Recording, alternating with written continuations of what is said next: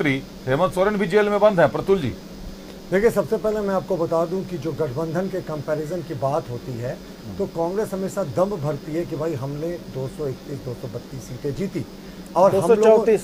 अब जो भी आप कहें, आप अगर इसका परसेंटेज निकालेंगे तो सिर्फ 36% सीटें कांग्रेस की अलायंस में है और हमारी 77% सीटें बीजेपी की अलायंस में है।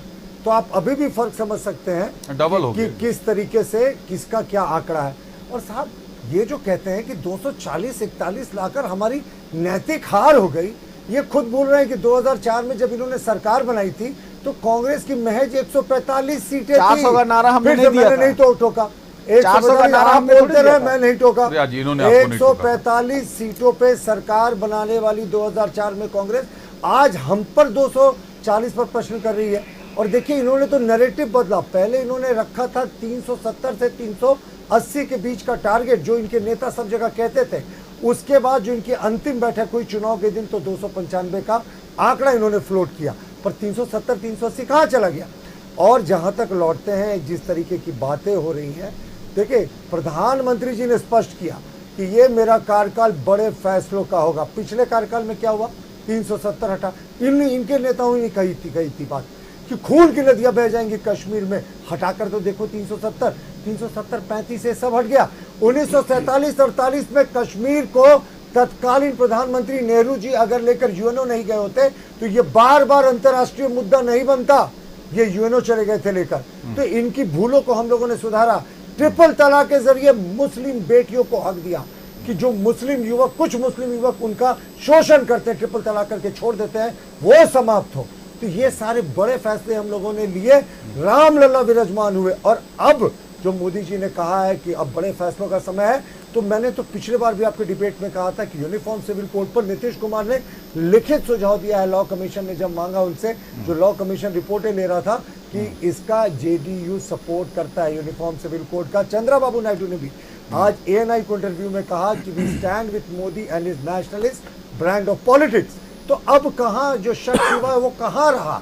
तो ये देखते रह गए साहब। और हमारा वो रहा, उस पर आऊंगा। पहले भ्रष्टाचार पर वार करेंगे आप लोग उसी स्वतंत्रता से। No compromise. माफ कीजिएगा, हेमंत सोरेन को आपने पूर्व मुख्यमंत्री जेल में बंद है और हमेशा इस पे कहते रही है, कांग्रेस भी कहती रही, झामुमो भी कहता रहा कि ये गलत है। बिना किसी तथ्यों के आपने उनको जेल भेज दिया ईडी की कार्रवाई करवा कर। देखिए, अभी आपने बड़ा अच्छा टॉपिक उठाया, मैं सिर्फ 1 मिनट लूंगा।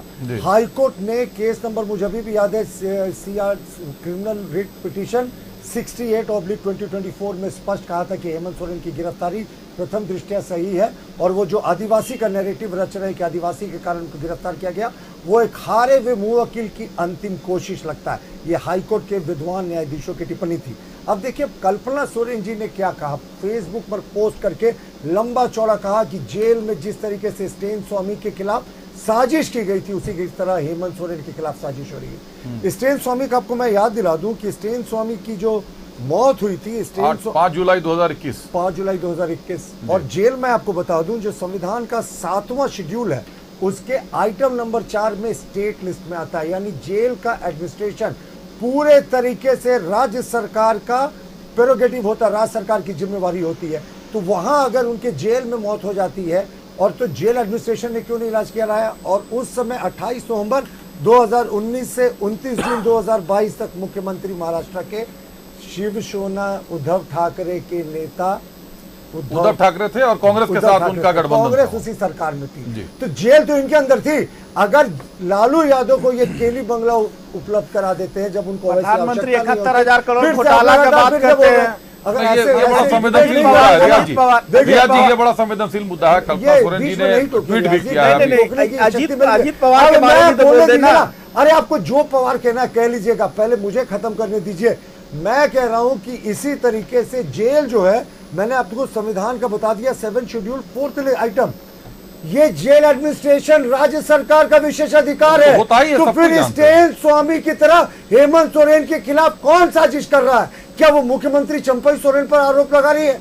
क्योंकि राज्य सरकार के अंदर जेल एडमिनिस्ट्रेशन आता है। वो कह रही है जेल में इनके खिलाफ साजिश हो रही है, उसी तरीके का जिस तरीके से स्टेन स्वामी के खिलाफ हुआ था।